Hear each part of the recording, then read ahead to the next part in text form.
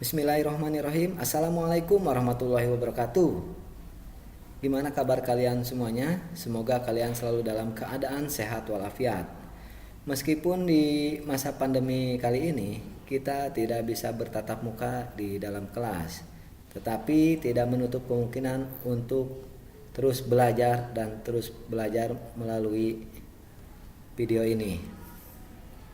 Dan jangan lupa untuk subscribe dan like channel SMK Pelita Ciampea. Untuk materi atau mata pelajaran bahasa Indonesia, kita akan membahas materi tentang teks eksposisi.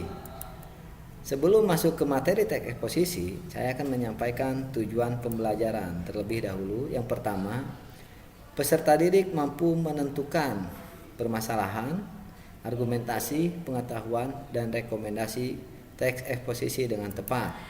Yang kedua, peserta didik mampu mengurutkan permasalahan, argumentasi, pengetahuan, dan rekomendasi teks eksposisi dengan percaya diri. Dan yang ketiga, peserta didik mampu merumuskan isi permasalahan, argumentasi, pengetahuan, dan rekomendasi teks eksposisi dengan tepat. Dan yang terakhir, peserta didik mampu mengembangkan isi permasalahan, argumen, pengetahuan, dan rekomendasi teks eksposisi dengan tepat. Apa itu teks eksposisi?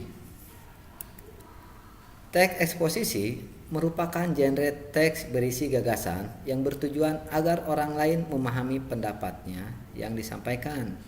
Gagasan tersebut disampaikan oleh penulis atau pembicara berdasarkan sudut pandang tertentu. Untuk menguatkan gagasan yang disampaikan penulis atau pembicara harus menyertakan alasan-alasan yang logis atau alasan yang masuk akal. Nah, dalam teks eksposisi terdapat strukturnya. Yang pertama, ada tesis atau pernyataan pendapat. Yang kedua, argumentasi. Dan yang terakhir, ada penegasan ulang.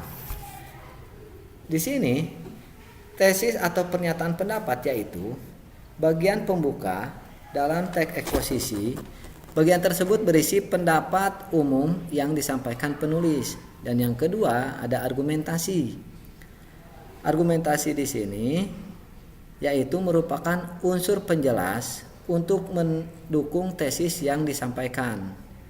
Argumentasi dapat berupa alasan logis, data hasil temuan, fakta-fakta, bahkan pernyataan para ahli.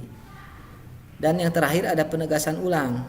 Penegasan ulang di sini bertujuan untuk menegaskan pendapat awal serta menambah rekomendasi atau saran terhadap permasalahan yang diangkat. Selain struktur, terdapat pula kaidah kebahasaan. Kaidah kebahasaan di sini ada 3, ada pronomina atau kata ganti, ada kata leksikal, dan yang terakhir ada konjungsi. Di dalam kaidah kebahasaan teks eksposisi ada pronomina atau kata ganti. Kata ganti orang. Contohnya, orang pertama aku, saya. Orang kedua kalian. Orang ketiga ia, dia, beliau. Kata leksikal dibagi menjadi 4, nomina, verba, adjektiva, dan yang terakhir adverbia. Kata leksikal dibagi menjadi 4. Ada nomina, yaitu kata benda. Contohnya meja, kursi, papan tulis, penghapus, spidol, dan lain-lain. Itu termasuk ke dalam kata benda. Yang kedua ada kata verba atau kata kerja. Misalnya menulis, menyapu, mencuci. Nah, itu termasuk ke dalam kata kerja. Yang ketiga ada adjektiva, kata sifat. Kata sifat di sini contohnya seperti cantik, tampan, manis. Nah, itu contohnya untuk kata sifat atau adjektiva.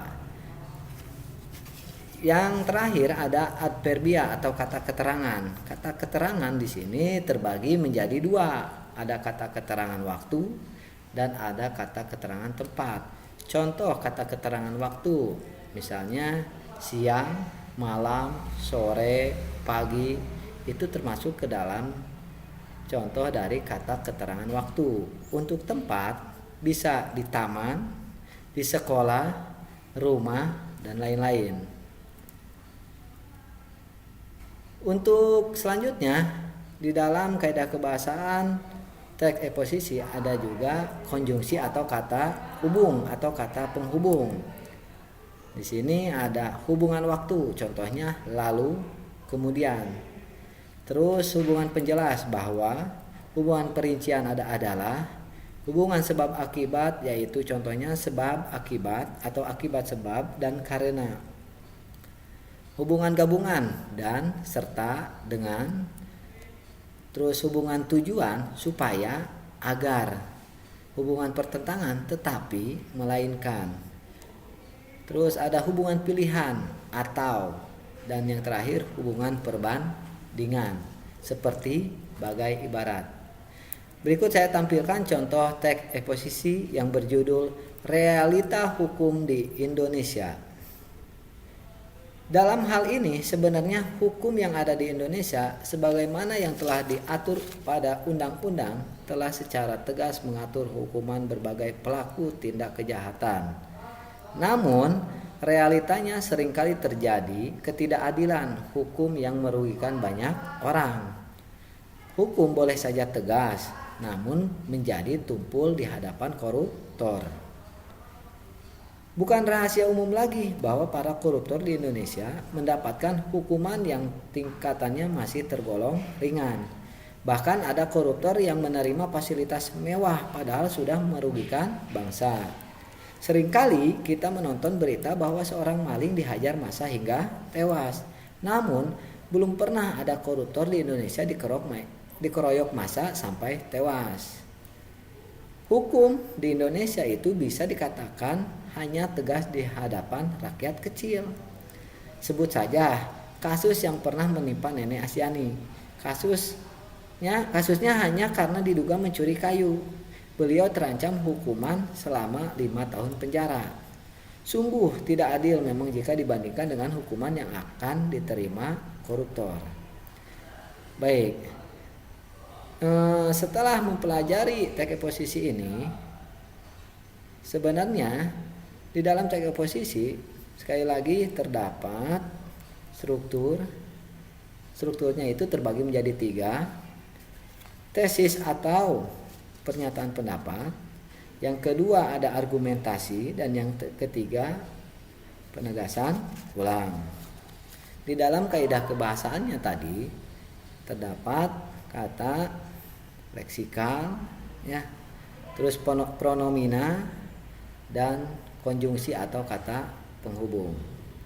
Itu saja yang dapat Bapak sampaikan. Jika tidak ada yang kurang jelas untuk materinya atau kurang dimengerti oleh kalian, silahkan berkomentar nanti di aplikasi e-learning. Terima kasih. Wassalamualaikum warahmatullahi wabarakatuh. Selamat belajar. Semoga sukses. Masa depan kalian menunggu kalian. Terima kasih.